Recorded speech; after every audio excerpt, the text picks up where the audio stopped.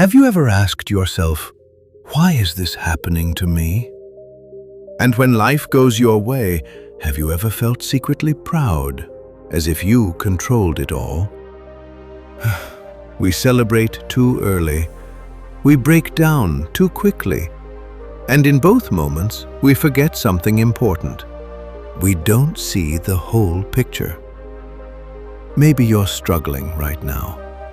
Maybe you're comfortable and forgetting that life can change any time. Whatever phase you're in, this story is for you. But I want one promise from you. Listen till the end. Because this story won't just inspire you, it may completely change how you see your life. At the edge of a quiet valley, near a wide forest and rolling green hills, there stood a small countryside village. In that village lived a simple, hard-working man named Thomas Miller. Thomas was middle-aged and financially poor, but spiritually rich. For him, having food on the table twice a day was enough to thank God. He never complained about what he didn't have. Instead, he focused on what he did. Thomas owned a small farm. The land wasn't large, but he worked it with dedication. Helping him every day were his teenage son, Lucas, and a powerful brown horse named Storm. But Storm wasn't an ordinary horse. He was intelligent, strong, and incredibly loyal. He could plow fields faster than any other animal in the region. Thomas and Lucas loved him deeply. Storm wasn't just an animal, he was family.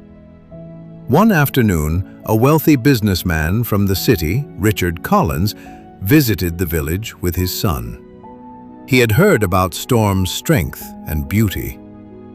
When Richard saw the horse, his eyes widened with amazement. "I'll pay you a fortune for this horse," he offered.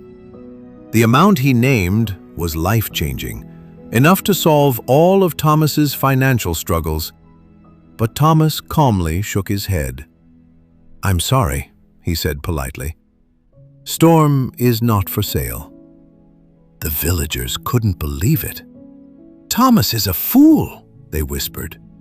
"That poor man just rejected his golden opportunity." A few days later, something unexpected happened. Storm disappeared. The stable door was open. The horse was gone. Thomas and Lucas searched the fields, the forest edges, the nearby streams, but Storm was nowhere to be found. Now the villagers talked even more. "See, he deserved this. He should have sold the horse. Maybe someone stole it." Lucas was heartbroken. "Father," he said, "we've lost the most valuable thing we had. Why are you so calm?" Thomas simply replied, "My son, we don't know yet if this is good or bad. Time will tell." Lucas didn't understand. To him, it clearly felt bad. But a week later, early one morning, something unbelievable happened. Storm returned, and he didn't come alone.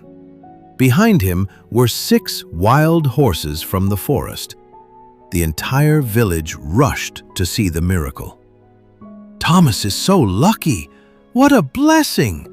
God favors this man!" Thomas only smiled gently. "Maybe Storm went to find his own kind," he said quietly. Lucas noticed something strange. Even now, no excitement, no pride. His father's expression remained peaceful. Lucas began training the wild horses. He worked hard every day to tame them. But during one training session, one of the wild horses panicked. It threw Lucas to the ground. His leg broke badly. The doctor confirmed it would take months to heal. Once again, the villagers spoke. "Those horses brought disaster. Thomas should never have kept them." Lucas, in pain and frustration, said, "Father, this time it's truly bad." Thomas sat beside him and answered softly, "Son, we still cannot judge." Lucas couldn't see how a broken leg could mean anything but misfortune. Then, only 2 weeks later, war broke out across the country. The government ordered every young, healthy man from the village to join the army. Families cried as their sons were taken away. But Lucas was not taken. His broken leg made him unfit for battle. Months passed. Many of the young men who left never returned. Grief filled the village. One by one, grieving parents came to Thomas's house. "You are blessed," they said through tears. "Your son is alive." Thomas sat quietly beside Lucas and said, "You see now? When Storm left, we thought it was a loss. When he returned, people called it luck. When your leg broke, it felt like tragedy. But that injury saved your life." Lucas finally understood. His father continued, "That's why, my son, never celebrate too wildly and never despair too deeply. Life moves in seasons. What looks like a curse today may become a blessing tomorrow." The truth is simple. We don't control the full story. We only see one page at a time. What feels painful today might protect you tomorrow. What excites you today might test you later. So if you're going through hardship right now, hold on. If you're enjoying success, stay humble. Everything changes, everything passes. Only time reveals the meaning. Trust the process. Trust God's timing. Trust that what's happening now is shaping something greater.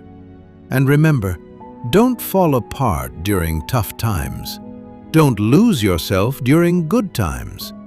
Stay balanced, because in the end, time explains everything. If this story touched your heart, don't just scroll away. Comment below.